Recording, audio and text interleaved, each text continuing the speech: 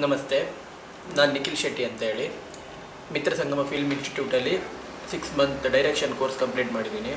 ಅಲ್ಲಿ ಡೈರೆಕ್ಷನ್ ಕಲಿಬೇಕಾದ್ರೆ ಅನೇಕ ಕತೆಗಳನ್ನೆಲ್ಲ ರೆಡಿ ಮಾಡಿದ್ದೀನಿ. ಅದೇ ಥರ ಒಂದು ಬೌಂಡ್ ಸ್ಕ್ರಿಪ್ಟ್ ಕೂಡ ರೆಡಿ ಮಾಡಿದ್ದೀನಿ. ಅದರದ್ದು ಕತೆ ಸಾರಾಂಶ ನಾನು ನಿಮ್ಮ ಎದುರಿಗೆ ಹೇಳೋಕ್ಕೆ ಇಷ್ಟಪಡ್ತೀನಿ. ಇಷ್ಟ ಆದರೆ ನೋಡಿ. ಈಗ ಕತೆ ಹೇಗೆ ಸ್ಟಾರ್ಟ್ ಆಗುತ್ತೆ ಅಂತ ಹೇಳಿದ್ರೆ, ಒಂದು 1854 ಕಾಲದಲ್ಲಿ ಒಂದು ಪ್ರಾಂತ್ಯ ಇರುತ್ತೆ, ಅಂಬಲಪಾಡಿ ಅನ್ನೋ ಪ್ರಾಂತ್ಯ ಇರುತ್ತೆ. ಆ ಪ್ರಾಂತ್ಯದಲ್ಲಿ ರೈತರು ವ್ಯವಸಾಯವನ್ನು ನಂಬಿಕೊಂಡು ವ್ಯವಸಾಯ ಮಾಡ್ಕೊಂಡು ಜೀವನ ನಡೆಸ್ತಾ ಇರ್ತಾರೆ. ಅಲ್ಲಿನ ಪಾಳೆಗಾರ ಏನಿರ್ತಾನೆ ಅವನಿಗೆ ಗೇಣಿ ಕೊಡಬೇಕಾಗಿರುತ್ತೆ. ಅವನು ಬ್ರಿಟಿಷರ ಅಧೀನದಲ್ಲಿ ಪಾಳೆಗಾರ ಆಗಿರ್ತಾನೆ. ಅವನಿಗೆ ಗೇಣಿ ಇಂತಿಷ್ಟು ನಿಗದಿ ಇರುತ್ತೆ. ಆ ನಿಗದಿ ಗೇಣಿ ಹೆಚ್ಚಾಗೇ ಇರುತ್ತೆ. ಯಾಕಂದರೆ ಅವನು ಬ್ರಿಟಿಷರಿಗೆ ಅತಿ ಹೆಚ್ಚು ಗೇಣಿನ ಕೊಡಬೇಕಾಗಿರೋದ್ರಿಂದ ಇವನು ರೈತರ ಮೇಲೆ ಅದನ್ನು ಹೇರಿರ್ತಾನೆ. ಹಾಗಾಗಿ ಕೊಡ್ತಾ ಇರ್ತಾರೆ. ಒಂದು ಮಳೆ ಬೆಳೆ ಎಲ್ಲ ಚೆನ್ನಾಗಿರುತ್ತೆ. ಅವರಿಗೆ ಎಷ್ಟು ಬೇಕೋ ಅಷ್ಟು ಉಳಿದು ಗೇಣಿ ಕೊಟ್ಟರು ಅವರ ಜೀವನಕ್ಕೆ ಏನು ಬೇಕೋ ಅದು ಉಳಿತಾ ಇರುತ್ತೆ. ಹೀಗೆ ಎಲ್ಲ ಚೆನ್ನಾಗಿ ನಡೀತಾ ಇರಬೇಕಾದ್ರೆ ಏನಾಗ್ಬಿಡುತ್ತೆ, ಒಂದು ಸಾರಿ ಮಳೆಗಾಲ ಕೈ ಕೊಟ್ಬಿಡುತ್ತೆ. ಮಳೆಗಾಲ ಕಡಿಮೆ ಆದಾಗ ಬೆಳೆ ಇರಲ್ಲ. ಅವ್ರಿಗೆ ಊಟಕ್ಕೆ ಎಷ್ಟು ಬೇಕೋ ಅಷ್ಟು ಇರೋದು, ಬೆಳೆ ಏನಾಗುತ್ತೆ ಬರಲ್ಲ. ಆದರೂ ಏನು ಆದೇಶ ಬಂದುಬಿಡುತ್ತೆ ಅಂದರೆ, ಎಲ್ಲರೂ ವರ್ಷ ಎಷ್ಟು ನಿಗದಿ ಇತ್ತು ಅಷ್ಟೇ ಕಟ್ಟಬೇಕು ಅಂತ ಬರುತ್ತೆ. ಎಲ್ಲರೂ ಪಾಳೆಗಾರನ ಮನೆ ಮುಂದ್ಗಡೆ ಸಭೆ ಆಯೋಜನೆ ಮಾಡಿರ್ತಾರೆ. ಸಭೆ ಸೇರಿದಾಗ ಎಲ್ಲರದು ಒಂದು ಕಡೆಯಿಂದ ಅವ್ರದ್ದೇನು ಒಂದು ಈ ಲಿಸ್ಟ್ ಥರ ಮಾಡ್ಕೊಂಡಿರ್ತಾರೆ. ಒಬ್ಬರೊಬ್ಬರದೇ ಕೇಳ್ತಾ ಬರ್ತಾರೆ. ಯಾರೂ ಸಹ ಗೇಣಿ ಕೊಟ್ಟಿರಲ್ಲ. ಇಲ್ಲ ದನಿಗಳೇ, ನಮ್ಮದು ಈಗ ಇರೋದೇ ಇಷ್ಟು ಬೆಳೆ ಬಂದಿದೆ, ಇದನ್ನು ಗೇಣಿ ಕೊಟ್ಬಿಟ್ರೆ ನಮಗೇನು ಉಳಿಯಲ್ಲ ಅಂದಾಗ ಅವ್ರ ಮೇಲೆ ಹೊಡೆದು ಎಷ್ಟಿದೆ ಅಷ್ಟು ತಗೋಬಾ ಅಂತ ಕಳಿಸ್ಬಿಡ್ತಾರೆ. ಹೀಗೆ ಅಲ್ಲಿ ನಾಯಕಿಯ ತಂದೆ ನೆಕ್ಸ್ಟ್ ಬಂದಾಗ ನಾಯಕಿ ತಂದೆ ಕೇಳ್ತಾನೆ, ಅವರಿಗೂ ಕೇಳ್ತಾರೆ. ಅವ್ರದ್ದು ಇರಲ್ಲ. ಅವರು ಅವಾಗ ಏನು ಮಾಡಿಬಿಡ್ತಾರೆ, ಅವನ ಸಹಚಾರ ಏನಿದೆ ಹೊಡೆದು ಬಿಡ್ತಾನೆ. ಹೊಡೆದಾಗ ಅವನ ತಂದೆ ಬಿದ್ದುಬಿಡ್ತಾನೆ. ಅವಾಗ ಇವಳು ಹೋಗಿ ಪಾಳೆಗಾರನ ಕಾಲಿಗೆ ಬಿದ್ದುಬಿಡ್ತಾಳೆ. ಸರ್, ದಯವಿಟ್ಟು ಹೀಗೆಲ್ಲ ಮಾಡಬೇಡಿ, ಇದೊಂದು ಸರಿ ಕ್ಷಮಿಸ್ಬಿಡಿ ಅಂತ ಕಾಲಿಗೆ ಬಿದ್ದಾಗ ಅವನಿಗೊಂಥರ ಅವಮಾನ ಆಗ್ಬಿಡುತ್ತೆ. ಯಾಕಂದರೆ ಹೀನ ಜಾತಿಯವಳಾದ ಇವಳು ನನ್ನ ಕಾಲು ಮುಟ್ಟೋದಂದ್ರೆ ಏನು ಅಂತ ಹೇಳಿ ಅವಳ ಮುಡಿನ ಹಿಡಿದು ಎತ್ತಿ ಬಿಡ್ತಾನೆ. ಆವಾಗ ನಮ್ಮ ನಾಯಕ ಏನಿರ್ತಾನೆ, ಈ ಕಥಾನಾಯಕ, ಅವನು ಮೊದಲಿಂದ ಅವಳನ್ನ ಪ್ರೀತಿ ಮಾಡಬೇಕಾದ್ರೆ ಮಾತೆಲ್ಲ ಕೊಟ್ಟಿರ್ತಾನೆ. ಅಂದರೆ ಯಾರೇ ನಿನ್ನ ಸುದ್ದಿಗೆ ಬಂದರು ಅಥವಾ ನಿನ್ನನ್ನು ಯಾರಾದರೂ ಮುಟ್ಟಿದ್ರು ನಾನು ಅವ್ರನ್ನ ಬಿಡಲ್ಲ, ಅವ್ರ ಎದೆ ಬಗೆದಿದ್ದೀನಿ ಅಂತ ಹೇಳಿರ್ತಾನೆ.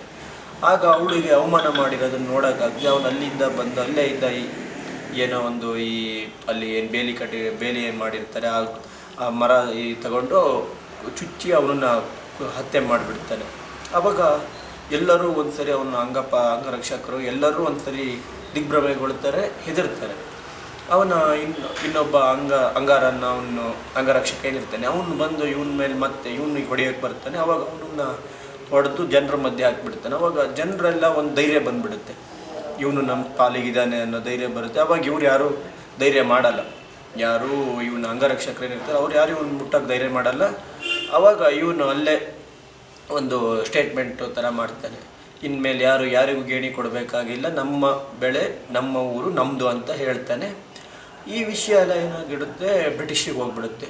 ನಮ್ಮ ಅಧೀನದಲ್ಲಿ ಅಧಿಕಾರದಲ್ಲಿರೋವನ್ನ ಹತ್ಯೆ ಆಗಿದೆ ಅಂದರೆ ಇದು ನಮಗಾದ ಅವಮಾನ, ನಾವು ಇದನ್ನು ಇಲ್ಲಿಗೆ ಬಿಡಬಾರ್ದು, ನಮ್ಮ ಮೇಲೆ ಭಯ ಇಲ್ಲ ಈಗ ಜನಕ್ಕೆ. ಹೀಗೆ ಆದರೆ ನಾವು ಇನ್ನೂ ಅಧಿಕಾರ ಮಾಡೋದು ಸ್ವಲ್ಪ ಕಷ್ಟ ಆಗುತ್ತೆ ಅಂತ ಏನು ಮಾಡ್ತಾರೆ, ಇಡೀ ಊರನ್ನು ಅವಲ್ಲಿ ನಮ್ಮ ವಿರುದ್ಧ ದನಿ ಎತ್ತಿದವರು ಯಾರೂ ಬದುಕಿರಬಾರ್ದು, ಅವ್ರು ಉಸಿರು ಇರಬಾರ್ದು ಅಂತೇಳಿ ಇಡೀ ಊರನ್ನು ಶೂಟೌಟ್ ಮಾಡೋಕ್ಕೆ ಆದೇಶ ಕೊಡ್ತಾನೆ. ಆದೇಶ ಕೊಟ್ಟಾಗ ಅವರು ಎಲ್ಲ ಸೈನ್ಯಗಳು ಬರ್ತವೆ, ಎಲ್ಲರನ್ನು ಹೊಡೆದಾಕ್ತಾರೆ. ಅದರಲ್ಲಿ ಇವರು ಏನು ನಾಯಕ ಮತ್ತು ನಾಯಕಿ ಅವ್ರಿಗೆ ಗೊತ್ತಿರೋ ಕಲೆಗಳನ್ನ ಬಳಸಿ ಉಪಾಯದಿಂದ ಅಲ್ಲಿಂದ ಪಾರಾಗ್ತಾರೆ.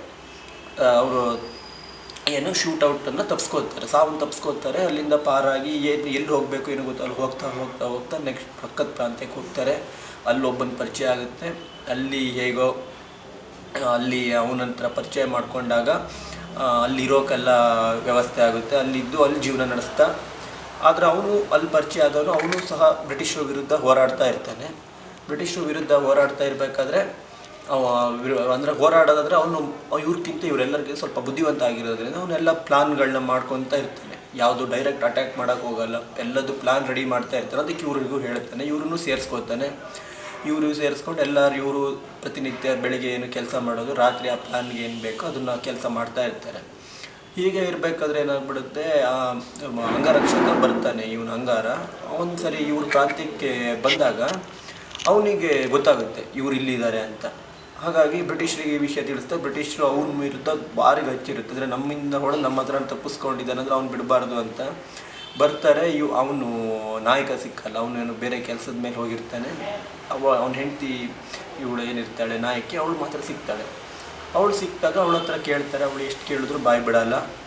ಅವಾಗ ಅವಳಿಗೆ ಹೊಡೆದು ಹಿಂಸೆ ಎಲ್ಲ ಕೊಡ್ತಾರೆ, ಏನು ಮಾಡಿದ್ರು ಬಾಯಿ ಬಿಡಲ್ಲ. ಅವಾಗ ಇವನು ಬ್ರಿಟಿಷ್ ಜನರಲ್ ಏನಿರ್ತಾನೆ ಅವನು ಅವಳನ್ನ ಹೇಗೆ ಬಾಯಿ ಬಿಡಿಸ್ಬೇಕಂದ್ರೆ ನಂಗೆ ಗೊತ್ತು, ಎಲ್ಲರಿಗೂ ಆದೇಶ ಕೊಡ್ತಾನೆ, ನೀವೆಲ್ಲರೂ ಸೇರಿ ಇವಳನ್ನ ಮೇಲೆ ಸಾಮೂಹಿಕ ಅತ್ಯಾಚಾರ ಮಾಡಬೇಕು ಅಂತ ಹೇಳ್ತಾನೆ. ಸಾಮೂಹಿಕ ಅತ್ಯಾಚಾರ ಮಾಡಬೇಕಂತ ಹೇಳಿದಾಗ ಎಲ್ಲ ಏನು ಒಂದು 8-10 ಜನ ಅಧಿಕಾರಿಗಳು ಮತ್ತು ಇವರು ಬಂದಿರ್ತಾರೆ, ಅವರೆಲ್ಲ ಸೇರಿ ಸಾಮೂಹಿಕ ಅತ್ಯಾಚಾರ ಮಾಡಿ ಚಿತ್ರಹಿಂಸೆ ಕೊಡ್ತಾರೆ. ಆ ಚಿತ್ರಹಿಂಸೆ ಕೊಟ್ಟಾಗ ಅವನ ಎದುರಿಗೆ ಮತ್ತೆ ಬಂದು ಬಾಯಿ ಬಿಡ್ಸೋಕ್ಕೆ ಕರೀತಾರೆ. ಆವಾಗ ಅವಳ ಮೇಲೆ ಏನು ಬಟ್ಟೆ ಹಾಕ್ತಾರೆ, ಬಟ್ಟೆ ಹಾಕ್ಕೊಂಡು ಹೋಗುವಂತಾರೆ. ಅವಳು ಅಲ್ಲಿ ಒಂದಿಷ್ಟು ಮಾತುಗಳನ್ನ ಆಡೋದಿರ್ಬೋದು, ಇಲ್ಲಿ ಯಾವ ಗಂಡಸರಿದ್ದಾರೆ ಅಂತ ನಾನು ಬಟ್ಟೆ ಹಾಕ್ಕೊಳ್ಳಿ ಅಂತ ಹೇಳಿ ಅದನ್ನು ಧಿಕ್ಕಾರ ಮಾಡಿ ಹಾಗೆ ಬೆತ್ತಲೆ ಹಾಗೆ ಬಂದು ನಿಂತ್ಕೊಳ್ತಾಳೆ.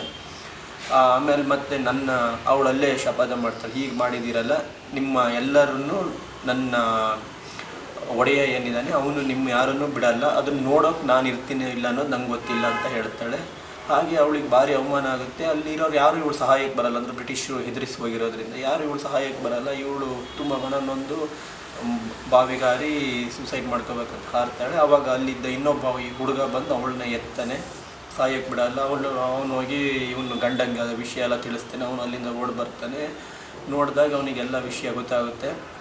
ಅವನೆತ್ತಿ ಅವಳನ್ನು ಸಮಾಧಾನ ಮಾಡಿ ಅವಳಿಗೆ ಬಟ್ಟೆನೆಲ್ಲ ಹೊತ್ತಿಸಿ ಅವಳಿಗೆ ಒಂದಿಷ್ಟು ಧೈರ್ಯ ತುಂಬ್ತಾನೆ. ಧೈರ್ಯ ಎಲ್ಲ ತುಂಬಿದಾಗ ಅವಳಿಗೂ ರೋಷ ಆವೇಶ ಎಲ್ಲ ಅವಳು ಅಲ್ಲಿ ಒಂದು ಶಪಥ ಮಾಡ್ತಾಳೆ, ನಾನು ಇದಕ್ಕೆ ಕಾರಣ ಆದವ್ರು, ನನ್ನ ಈ ಸ್ಥಿತಿ ಕಾರಣ ಆದವ್ರು ಯಾರನ್ನೂ ಬಿಡಲ್ಲ, ಅವರೆಲ್ಲರ ಹತ್ಯೆ ಮಾಡೇ ನನಗೆ ಮುಕ್ತಿ ಅಂತ ಹೇಳೋ ಒಂದು ಶಪಥ ಮಾಡಿ ಅದಕ್ಕೆ ಏನು ಬೇಕೋ ಆ ಕೆಲಸಗಳನ್ನ ಶುರು ಮಾಡ್ತಾರೆ.